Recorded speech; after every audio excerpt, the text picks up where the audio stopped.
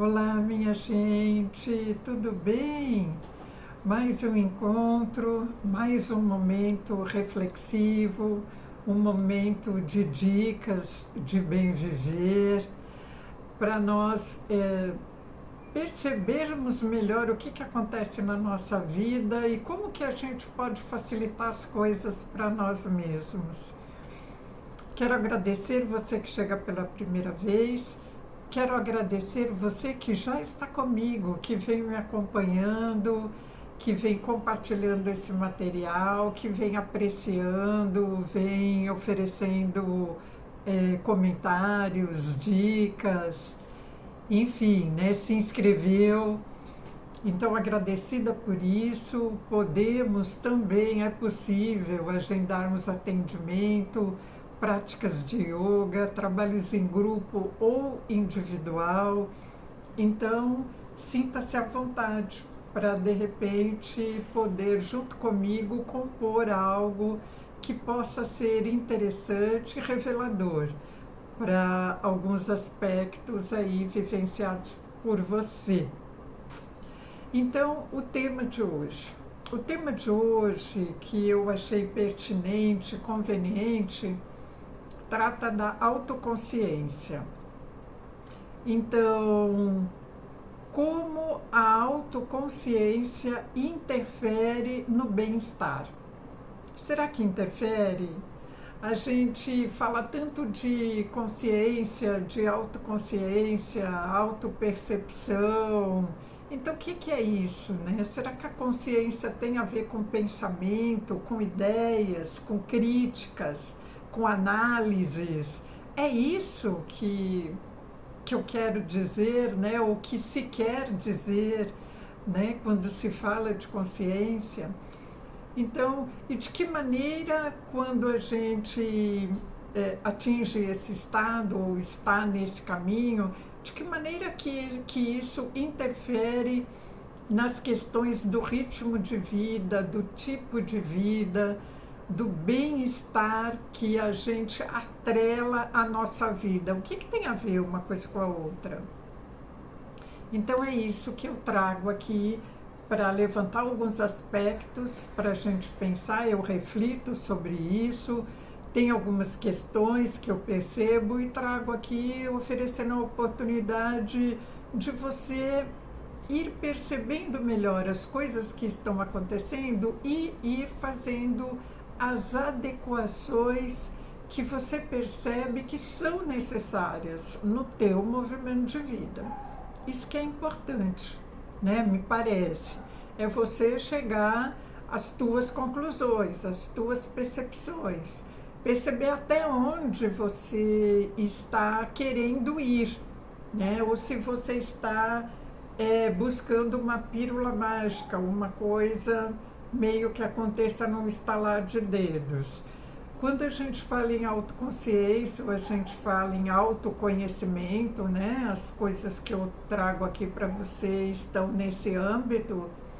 Nós estamos falando de uma intenção que precisamos ter no olhar que oferecemos à vida, no olhar que oferecemos a nós mesmos. Então, as coisas que acontecem conosco, né, nessa perspectiva que eu trago para você, elas não acontecem de graça, absolutamente. Elas acontecem por conta de um movimento que a gente desencadeia através das coisas que a gente pensa, que a gente faz, das atitudes que a gente toma, dos hábitos que a gente tem e da maneira como a gente lida com os nossos limites, né? E o que a gente busca fazer quando a gente reconhece certas coisas no nosso próprio comportamento. Então, a gente vai um tanto por esse caminho. Então, vejam só, quando a gente fala em autoconsciência e a gente procura significados para isso, é algo que tem a ver com a percepção, né, a consciência, o reconhecimento das suas potencialidades, das suas falhas, das suas atitudes. né, das suas intenções, tem a ver com a percepção, né, dos pensamentos que passam pela sua cabeça, o tipo de pensamento que você se propõe a atrair para a sua mente, né? Porque nós não somos a nossa mente. Então, aquilo que a gente pensa, que a gente fala, tem a ver com as coisas que a gente permite que entrem e fiquem na nossa mente, né? E aí a gente vai expressar isso, né, das mais diferentes formas, inclusive através da fala.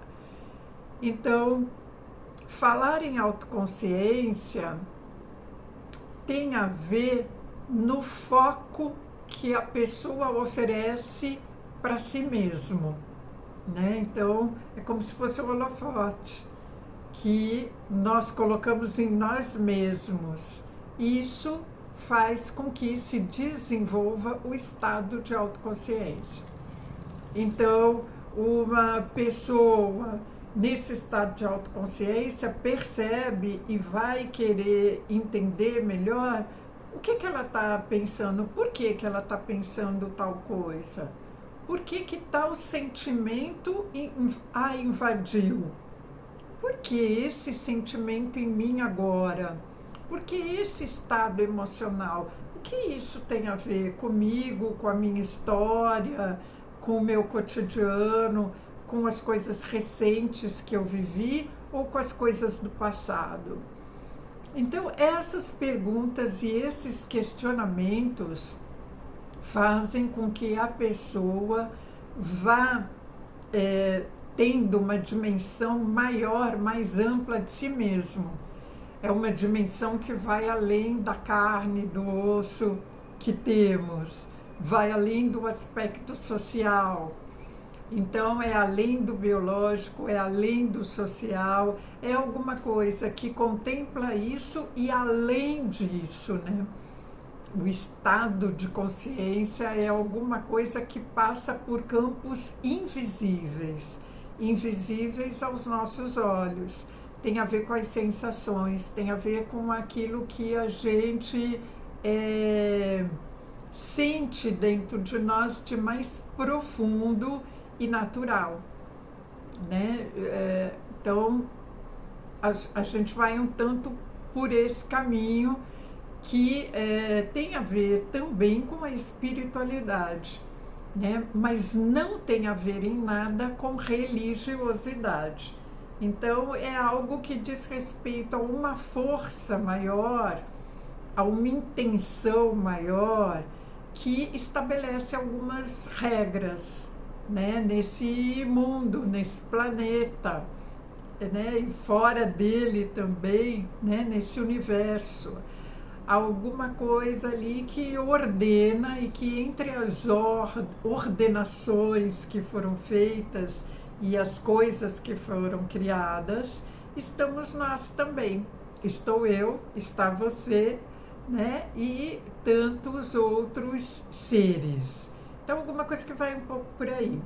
E quando a gente pensa em bem-estar, a gente vai encontrar algo que diz respeito, né? Significados que diz respeito a um bem viver, a uma questão de saúde no seu campo mais amplo, que não é só a saúde do corpo, é um estado de contentamento que está presente. Isso não quer dizer que não haja descontentamento, mas a gente está falando de um estado que prevalece, né, que está acima das instabilidades, né? A gente está falando de um fluir na vida, né? Então, o bem-estar diz respeito a alguma coisa que permite esse fluir.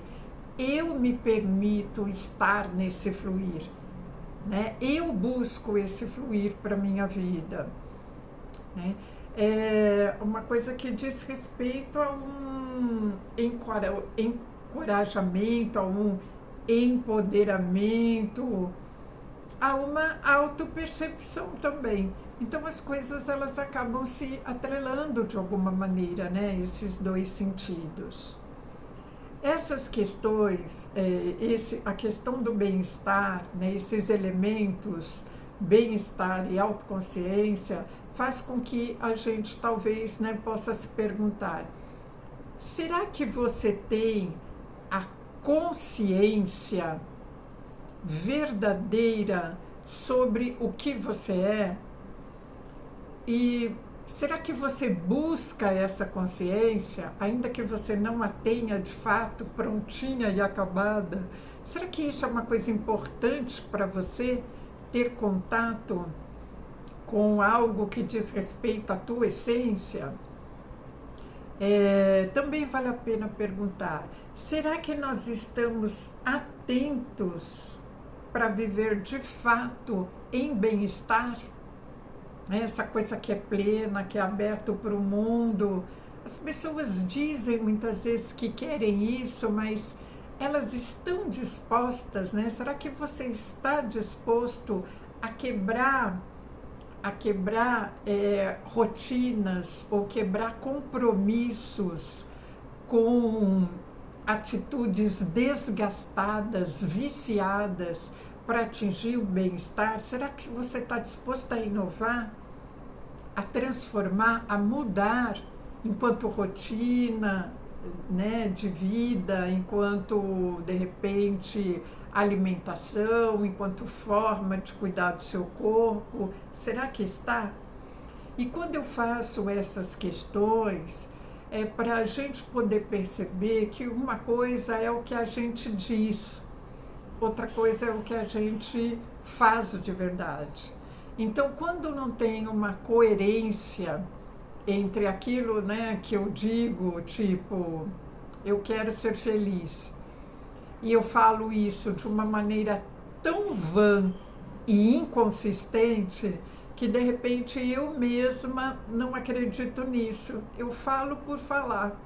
Então as minhas palavras elas se dissolvem no ar e não oferecem também um sentido de modo de vida que me direcione.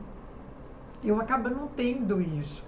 E é como se eu quisesse ficar fazendo as mesmas coisas, vivendo do mesmo jeito, repetindo os mesmos hábitos e costumes, e diga como que se num estalar de dedos eu quero ser feliz. Então isso não faz sentido, né? Se eu quero alguma coisa, eu preciso perceber o que é que eu tenho que fazer para atingir aquela coisa que eu desejo, ou aquele estado que eu desejo.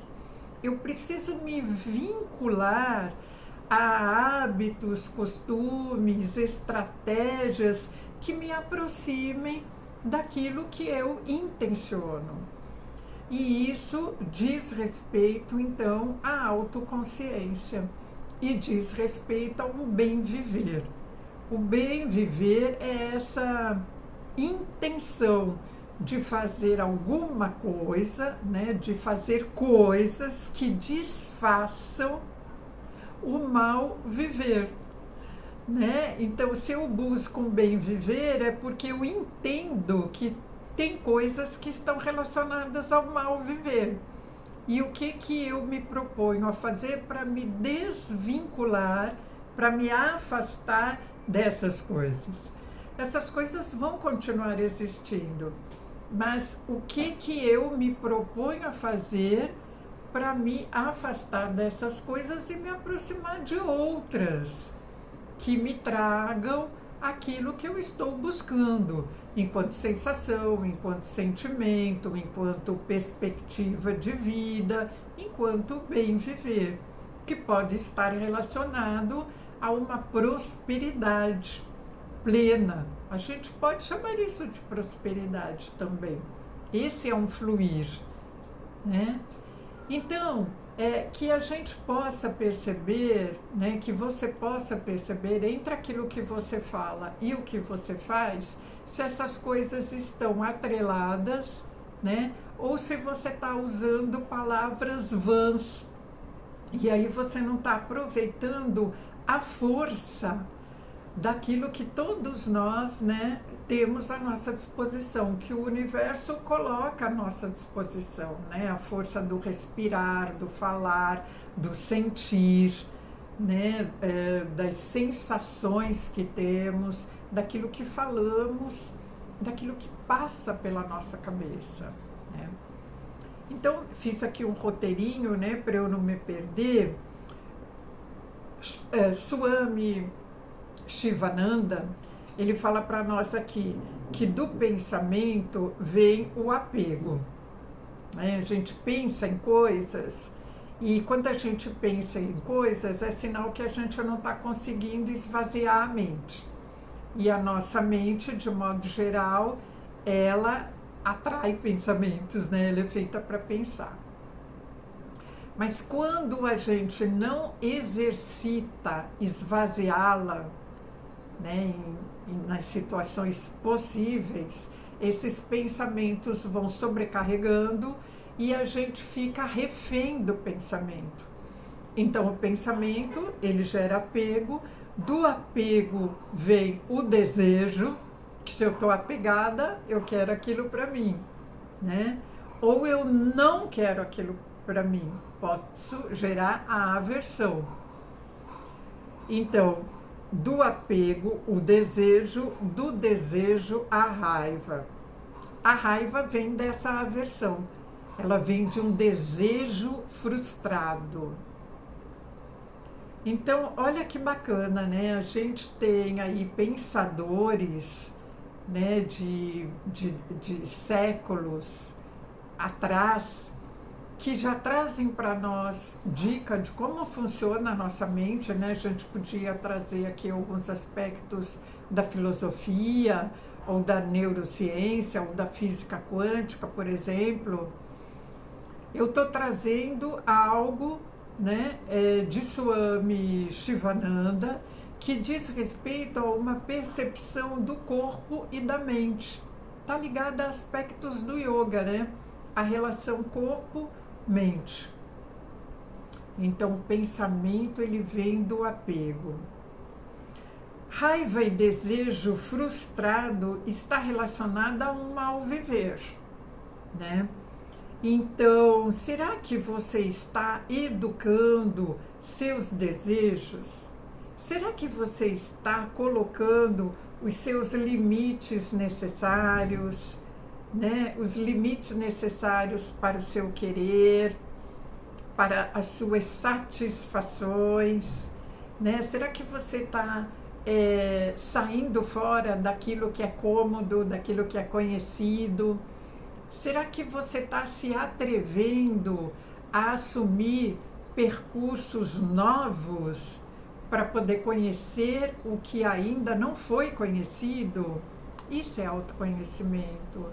Então, é uma coisa simples. Eu estou usando aqui algumas palavras, estou buscando simplificar de alguma maneira, embora não seja nada simplório. Mas não sei se você consegue perceber a intenção. Quando eu tenho a intenção de ser melhor e de melhorar, uma intenção verdadeira, eu vou atrás de fazer essas coisas. Eu não fico só falando que tenho essa intenção, né? Então, quando a pessoa quer gerar prosperidade na sua vida, ela tem que estar disposta a fazer as adequações necessárias para gerar a prosperidade. Não é simplesmente ir atrás de um dinheiro de graça, um dinheiro à toa, né? Uma chuva de dinheiro que de repente vai cair na sua cabeça e só na sua. E tudo bem que os outros continuem como estão. Então não é isso, né, minha gente? Quando a gente fala em prosperidade, em autoconhecimento, em intenção, essas coisas elas vão abrindo portas e janelas, né, para dentro de nós e para fora de nós, vão fazendo com que as coisas transcorram da melhor maneira possível, mas eu preciso estar disposta a reconhecer o que eu ainda não reconheci, a ver o que eu ainda não vi, né? Eu preciso querer isso, esse estágio, entrar no estágio evolutivo. Então, os pensamentos, eles são os tijolos com os quais se constrói o caráter. Porque Swami Shivananda, ele diz para nós que o caráter, ele não nasce pronto. Olha que legal isso, né? Então, essa coisa, pau que nasce torto, morre torto, o pau que nasce torto, se ele quiser, na sua fase adulta, ele pode se endireitar, né? E se de tudo não for possível endireitar concretamente, ele pode entender melhor o que está acontecendo com ele e perceber os benefícios que ele oferece sendo como ele é. Né? Então, eu estou querendo dizer que sempre existe formas de melhorar. É isso que eu estou querendo dizer. Mesmo que a pessoa tenha alguma deficiência ou algum impedimento que alguém ache que não é possível. Não existe o impossível. O impossível, ele está na nossa cabeça. Se eu delego, né, se eu dou um veredito para mim de que é impossível eu chegar num determinado estágio, o veredito está dado. Então, de fato, vai ser difícil eu conseguir, eu diria nesse caso praticamente impossível, algo que eu não acredito que conseguirei. Então, o pensamento, ele vem num primeiro plano, né? Então, isso é uma afirmação valiosa, né? Saber que pensamentos não, que o caráter não está pronto, que ele pode ser lapidado, ele pode ser reformulado.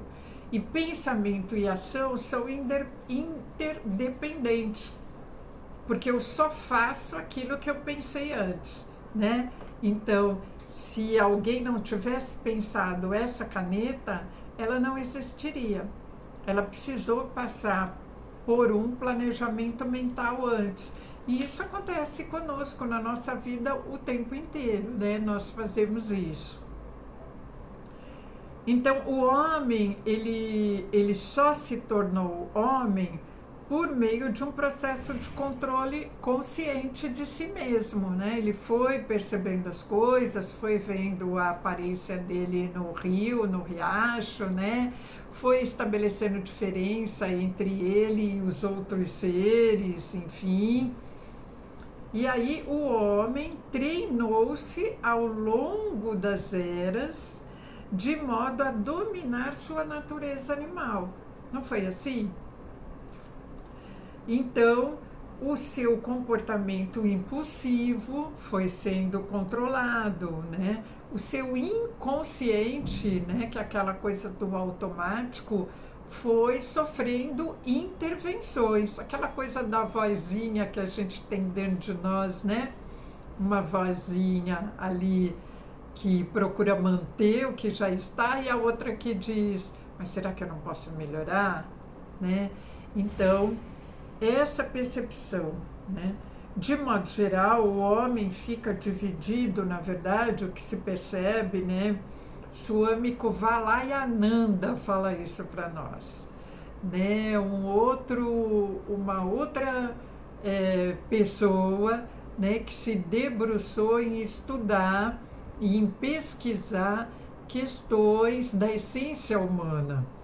Né? Então ele diz para nós que, de modo geral, o homem ele fica dividido entre essa tendência primitiva, né, mais animal, que está dentro de nós, e a tendência de progresso. Esse homem dividido, que ainda não conseguiu ter uma definição do que ele quer, para onde ele vai, certamente ele vai sofrer, porque faz parte do estágio que ele se encontra, né? Então, eu fico na comodidade da minha família, eu fico aqui desempregada, mas aqui sem me preocupar muito com horários, com patrão, com nada disso, dando alguns exemplos, né? eu fico aqui repetindo aquilo que eu ouço dos outros, que está tudo difícil, que as coisas são impossíveis, ou eu sigo a minha própria voz interior de credibilidade em mim mesma e vou fazer aquilo que eu posso fazer hoje, né? Então, se eu posso bater naquela porta, eu vou. Se eu posso mandar um e-mail para tal lugar, eu mando. Se eu posso ler ou sair em busca de oportunidades, eu vou atrás disso. Então, qual a minha opção? Eu faço alguma coisa nova hoje por mim, que eu não fiz ontem, ou eu repito, né, a acomodação do dia ou dos dias passados. Então, essa é uma questão importante de nós percebermos.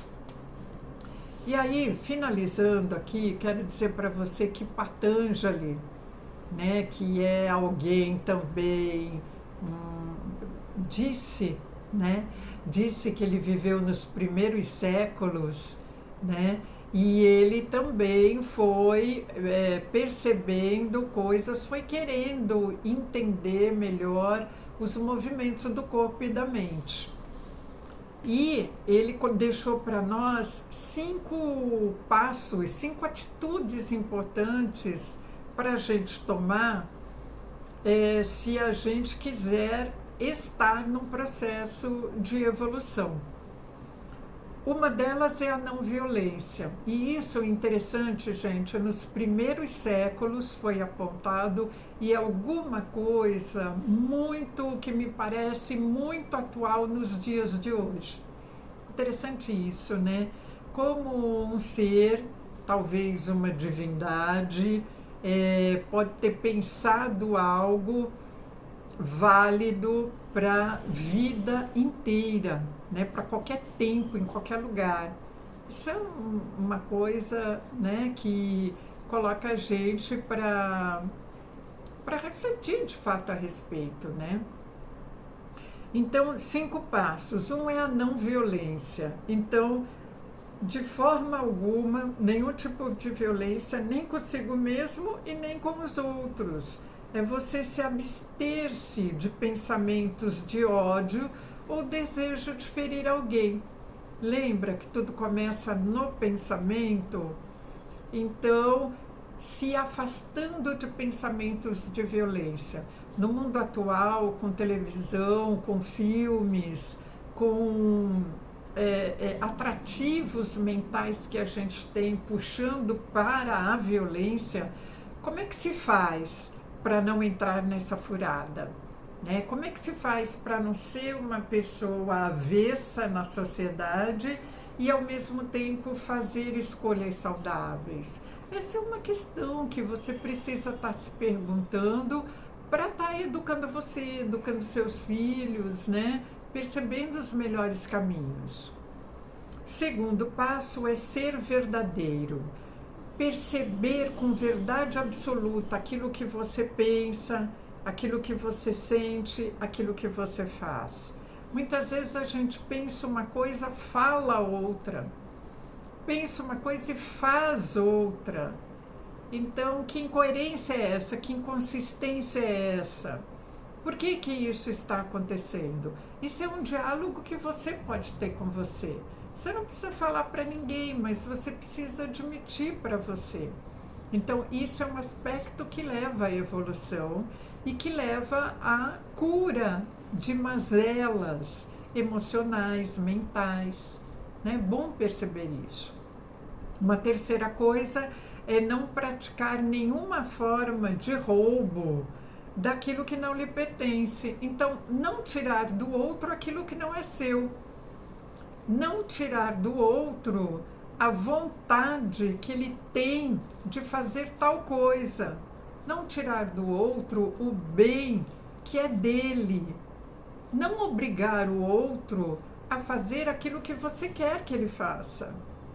Então, perceba isso, né? Não tirar do outro aquilo que é dele, é do livre arbítrio dele, é das conquistas dele. Perceber isso. Controlar seus desejos, impulsos e incontinências é o quarto passo. Não é eu quero porque eu quero, né? Às vezes eu quero, porque é gostoso, porque é bonito. Eu vou apenas consumir coisas desnecessárias e vou atrair doença para o meu corpo. Então, como que eu quero não adoecer se eu não estou controlando meus desejos? Né? Tem gente que diz, mas isso me faz feliz. Como que pode fazer feliz enquanto, né, você sabe que vai adoecer? As pessoas, via de regra, pagam para adoecer. Você já percebeu isso? Naquilo que consomem, naquilo que falam, no sentimento que desenvolvem, no tipo de vida que tem, né? No tipo de hábito largado com a sua vida, com o seu corpo.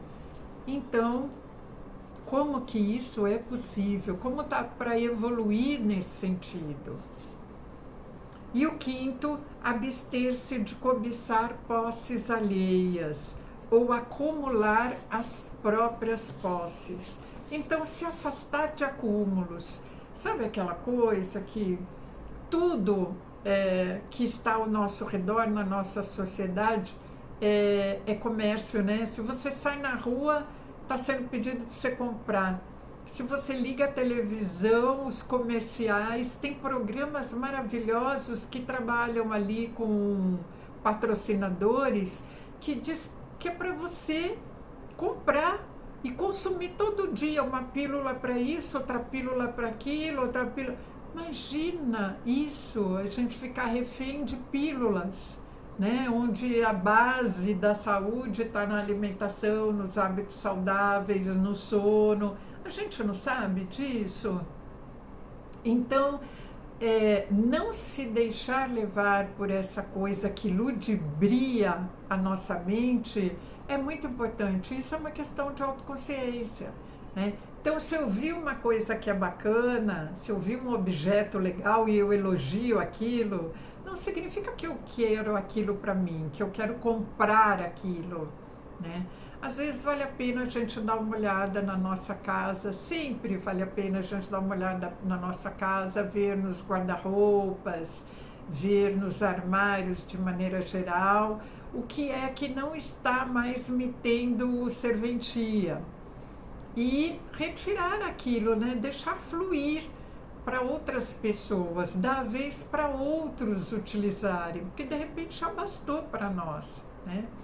Essa coisa de ter muitos livros ou, né, muitas coisas. Se você está com aquilo em movimento o tempo inteiro, legal, mas se aquilo já está parado, né, tempos que você não utiliza, então já está mostrando ali que precisa abrir espaço, né, para novas coisas e compartilhar com outros esse negócio que já te foi útil e que de repente nesse momento não é mais.